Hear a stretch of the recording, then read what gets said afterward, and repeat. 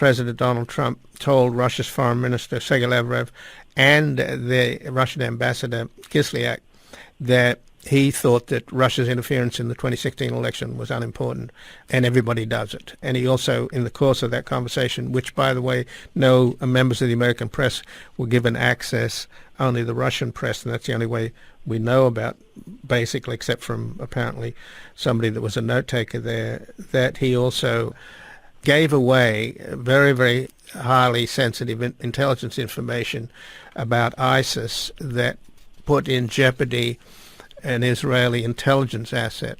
So that was pretty extraordinary. So what's your sense of what happened to the staff here when they saw this, and particularly prior to that, of course, he had that angry phone call with the Australian Prime Minister, who was essentially an ally. And so there are two issues here. One, I guess the staff figured, well, if the word gets out that every world leader that Trump talks to gets attacked and and yelled at, nobody's going to want to talk to him. So in other words, do you think they were acting in order to put all of this material on a secret server? Were they doing this to protect Trump from himself, or were they actively involved in a cover-up? So I don't think that those two things are mutually exclusive. And I think as we, unpack what happened here, I think what we're going to find is there was more than one motivation for certain things. That makes them no less wrong. So what you have here is you have a president who behaves in ways that are embarrassing to himself. When it gets in the public domain, the way that he talks to people, the things that he says, it's embarrassing to him, to the American people, to the people who work for him. So on the one hand, you might say, well, it's natural that he's trying to limit the distribution of these types of calls because they either embarrass him or they're sensitive or both. On the other hand, the processes that are in place, the routine processes for handling presidential level phone calls with foreign leaders are already incredibly secure. In the Obama administration, I can hardly remember an example of these types of calls or transcripts being improperly leaked or disclosed. It just didn't happen. They're handled on, already classified systems. There's already limited distribution. What's extraordinary here is that the people who he is trying, the president and his advisors are trying to protect this information from are the people who work at the White House, who have reason to have access to these calls in the course of their duties. They're trying to limit the distribution to the people who are authorized to have that information, which is truly extraordinary. And it really does suggest this wasn't about preventing leaks and preventing it from getting out in the public domain. It was actually to prevent people who are not the political operators in the White House, but the career civil servants from seeing just how corrupt the president's activities were and in fact blowing the whistle. Well, I think the bigger picture here is, of course, and I've often argued that if you could get a camera into the Oval Office and film Trump and the way he is, this incredibly insecure amateur, out of his depth, flaying about, just usually, screaming and ranting. Nobody much likes working for him, but the people who voted for him, who are absolutely almost like a cult, you can't break that spell. But my sense is if you could actually get a camera in there and let the people who voted for him understand what they've done. I mean, that seems to be the heart of this thing, is that we keep pussyfooting around the fact that we have this reckless, ignorant, dangerous, and disgraceful person in the Oval Office. And I guess we've sort of crossed a Rubicon in terms of impeachment. But do you think at the end of the day, people that have witnessed this amateurism will, it seems like at least one person of conscience, the whistleblower, had enough? I hesitate, and the reason I hesitate is actually because I've been tremendously disappointed as the last sort of 72 hours have unfolded that we haven't seen more resignations and more condemnation and more whistleblowers come forward. I would have expected that we would have seen more of that by now. Now, that's not to say that as facts and circumstances unfold that you aren't going to start to see that. I think that we need to all brace ourselves that next week could prove more shocking and unnerving than last week was. But I think one of the big questions that I'm going to continue to have is why so many men and women allowed themselves to be part of this for as long as they did. So that's a serious question.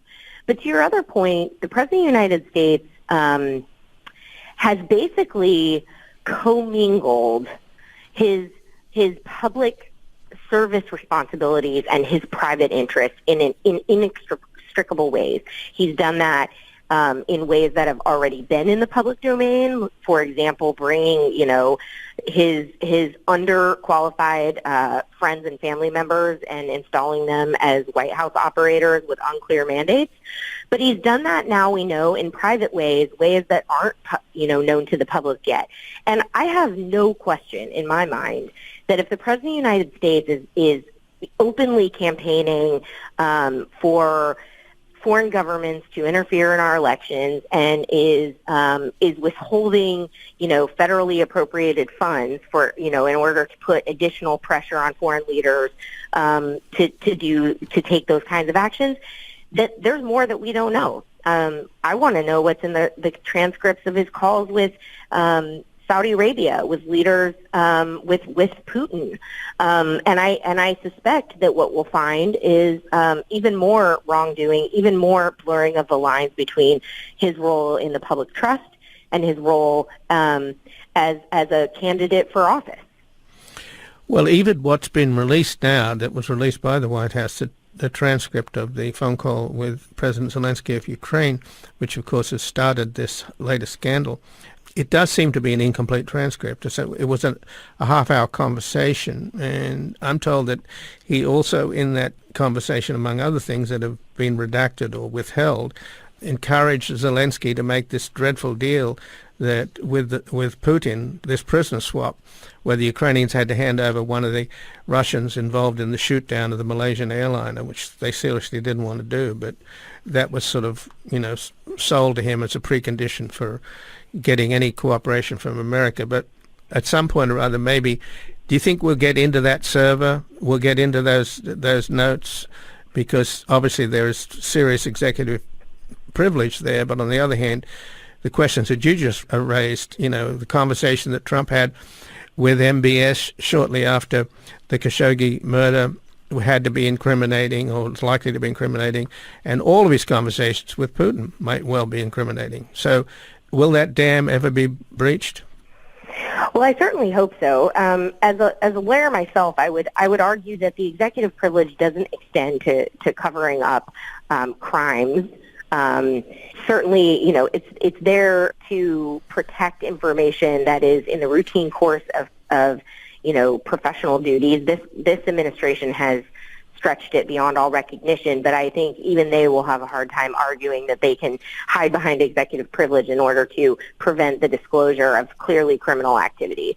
So what I think we're going to end up with here is I think that the House has a real responsibility to reach as far as they possibly can and try to get this information. But one of the most important actors in the federal government, who's going to have the most to say about whether that ultimately occurs or not, is actually going to be the DNI. And whether that remains acting DNI Joe McGuire or whoever is installed, this Congress has to be absolutely dedicated to ensuring that it is somebody with experience and integrity.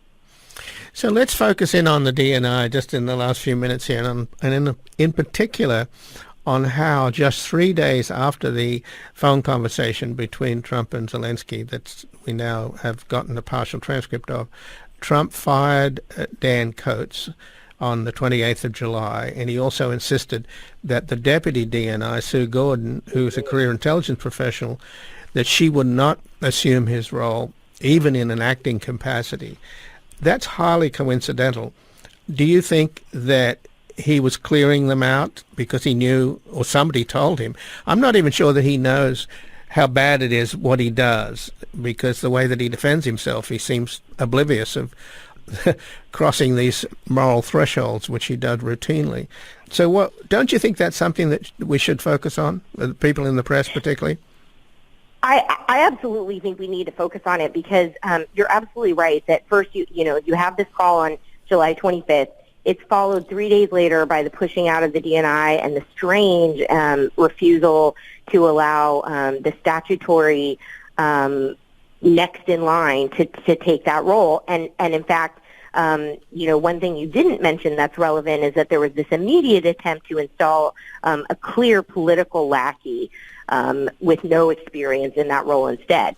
But I actually want to raise one other date and one other fact that raises a lot of questions for me personally, which is that the same week of the Zelensky call, July 25th, just a few days before that, on July 19th, you had Dan Coates announcing that he was going to install Shelby Pearson as the election threats executive, the senior-most U.S. government official responsible for overseeing and countering threats to our elections. And so basically within the span of a week, you have the DNI saying, this is a very serious thing, I'm going to install a senior person to oversee it. Then you have this call, then you have the DNI being pushed out. And I don't know all the facts there, but I absolutely think we need to figure out what they are. Well, the way to look at the Zelensky call and the shakedown of this leader that is quite heroic, and he's having a real effect on Putin, Zelensky, because the man, the servant of the people, as he's called, is clean. He's trying to get rid of the oligarchs. The Russian people are looking next door and saying, my God, they have free and fair elections, and they elected a Jew in a country that's supposedly run according to Putin's propaganda by a bunch of neo-Nazis. The whole thing is really affecting Putin, and Putin's whole... He doesn't want the territory of Ukraine, even though he's grabbed a big chunk of it, Crimea. He wants to destroy democracy, and basically his form of government, gangster government, to make that the norm and people accept power over democracy and principle and the rule of law. And I think that applies to the U.S. elections. He really, the greatest democracy on the earth is the United States. As far as he's concerned, he'd love to undermine it. I think he's doing a hell of a job. He certainly helped Trump in 2016. I don't see him not helping Trump in 2020, not necessarily to have him reelected. And in the first place, I don't think he expected him to be reelected in 2016 at any rate. But he basically wants to divide us and create chaos. And if he meddles with the elections and there's no clear outcome, or people feel cheated on both sides, then he will have won. So this couldn't be a more important issue to me, and I cannot believe that this is not the number one priority of the United States government. I'm 100% with you on that. I think that the stakes are extraordinarily high, and in the end of the day, this is the United States needing to go back to first principles, like what really matters, what really do we hold dear. And to be honest, in the last, kind of 20 years, I think we've gotten a little far away from understanding the importance of some of those things. And I think we're having a reckoning.